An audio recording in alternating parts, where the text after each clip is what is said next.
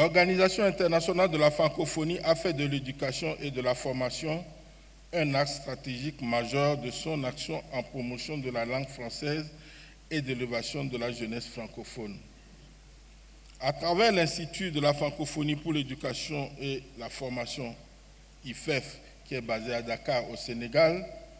la francophonie accompagne concrètement les États et gouvernements dans plusieurs domaines décisifs, dont plusieurs sont mis en lumière dans le document de réflexion et d'orientation. Je voudrais citer, entre autres,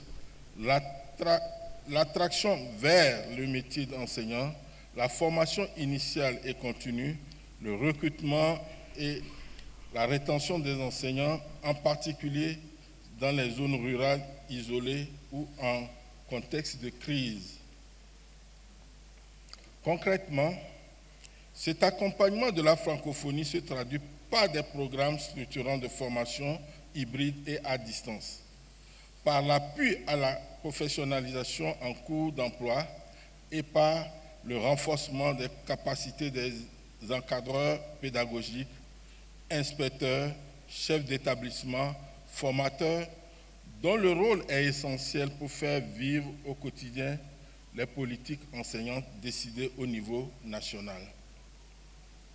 Les dispositifs francophones tels que l'initiative francophone pour la formation à distance des maîtres IFADEM, de l'IFEF, le recours à des conseillers pédagogiques itinérants